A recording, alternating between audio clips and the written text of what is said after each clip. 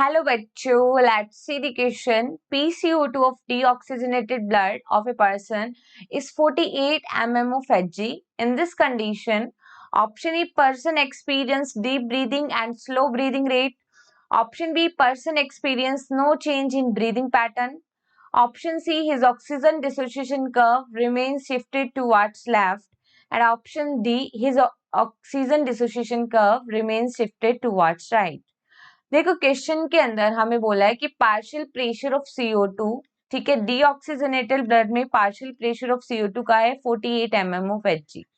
ठीक है, बेसिकली हमें कितना देखने को मिलता है 45 mm of Hg in deoxygenated blood.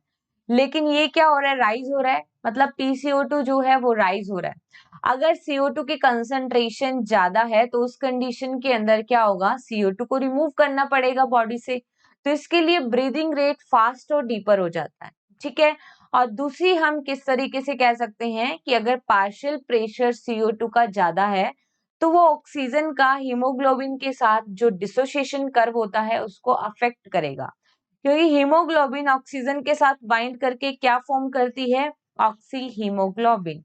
ठीक है, ऑक्सी हीमोग्लोबिन। लेकिन अगर पार्शियल प्रेशर CO2 का ज्यादा है तो वो क्या करवाएगा, ऑक्सी हीमोग्लोबिन का डिसोसिएशन कराएगा। ठीक है, अगर हम कर्व देखें तो देखो, अगर हम हीमोग्लोबिन का ऑक्सीजन के साथ कर्व देखें तो पार्शियल प्रेशर ऑफ ऑक्सीजन हम एक्स एक्सिस पे लिखते हैं और वाई एक्सिस पे लिखते हैं हम percentage saturation of haemoglobin with oxygen. ठीक है, और ये जो कर्व आता है वो आता है सिग्मोइडल शेप। ठीक है, लेकिन जो PCO2 हाई हो रहा है वो क्या करेगा, इस कर्व का डिसोसिएशन कराएगा, मतलब ऑक्सीजन का हीमोग्लोबिन के साथ डिसोसिएशन होगा, जिसकी वजह से ये जो कर्व है वो राइट साइड शिफ्ट हो जाएगा।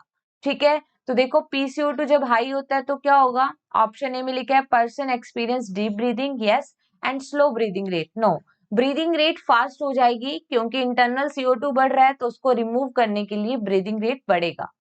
ऑप्शन बी में लिखा है कि person experience no change in breathing pattern, no, breathing pattern के अंदर चेंजेस आएंगे क्योंकि जैसे ही CO2 का लेवल बढ़ जाता है, ठीक है, एंड वी नो दैट कि मेडुलरी रीजन के अंदर जो कीमो सेंसिटिव एरिया है वो high CO2 concentration and higher H+ concentration के लिए सेंसिटिव होता है।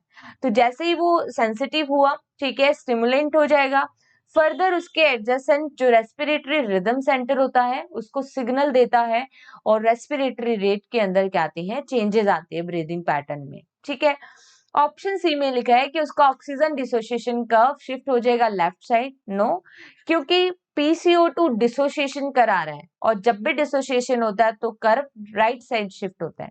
तो देखो यहाँ पे करेक्ट ऑप्शन क्या आ जाएगा, डी, जहां पे लिखा है कि oxygen dissociation curve remain shifted towards right. So here D is the correct answer. Best of luck.